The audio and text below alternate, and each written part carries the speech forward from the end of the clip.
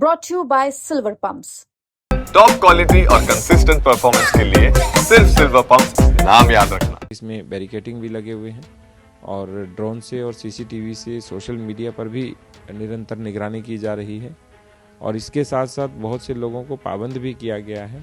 किसी ने भी किसी भी प्रकार का कोई व्यवधान उत्पन्न करने का प्रयास किया तो उसको कठोरता से निपटा जाएगा। 20-22 मंदिर हमने चिन्हित किए थे, पूर्व में भी चिन्हित किए गए थे और उन्हीं में जो अखंड रामायण का पाठ है वो चलेगा।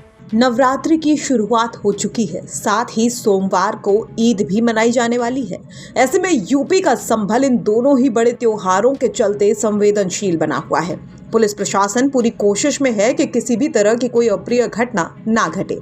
साथ ही अराजक तत्वों पर भी प्रशासन पूरी नजर रखे हुए है। जिला प्रशासन पूरी तरह से अलर्ट मोड पर है। संभल को 29 जोन और 11 सेक्टर्स में बांटा गया है। सुरक्षा त्रिस्तरीय रहने वाली है और पीएसी और रैपिड एक्शन फोर्स की तैनाती भी इलाके में की गई है। इन सब के बीच हमने संभल के डीएम राजेंद्र पेंसिया से बात की तो उनका कहना है कि बैरिकेडिंग, ड्रोन, सीसीटीवी कैमरे आदि से इलाके की निगरानी रखी जाने वाली है। साथ ही डीएम ने आपराधिक तत्वों को भी चेतावनी दे दी है। नवरात्र शुरू हो चुके हैं, ईद भी है सर, किस तरीके के इंतजाम जो सर प्रशासन के स्तर पर जो है किए गए हैं सुरक्षा को लेकर? एक तो आम जन की व्यवस्थाओं को लेकर के उपाय किए गए हैं और दूसरा सुरक्षा को लेकर के उपाय किए गए हैं।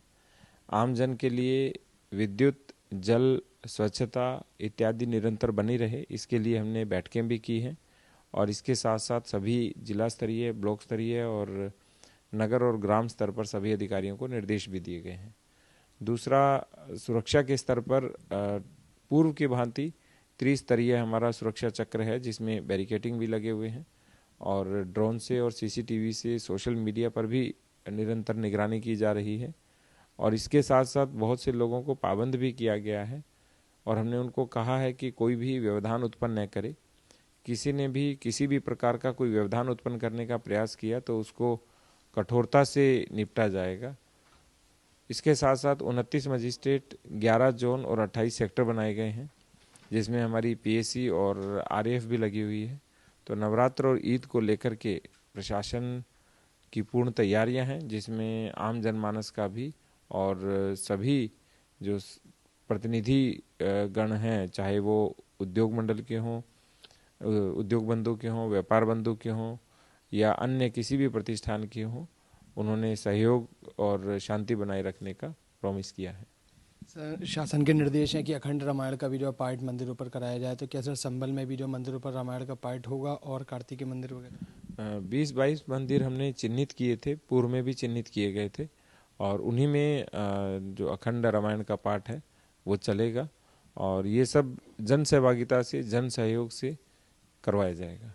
तो एक तरफ जहां ईद और नवरात्रि को लेकर प्रशासन पूरी तरह से मुस्तैद है, तो वहीं सीएम योगी के द्वारा निर्देश के बाद संभल के 20 से 22 मंदिरों में अखंड रामायण का पाठ भी करवाया जाने वाला है। साथ ही डीएम का यह भी कहना है कि निगरानी हर तरफ से की जा रही है और यदि कोई व्यवधान उत्पन्न करने की कोशिश करता है तो उससे सख्ती से निपटा जाएगा।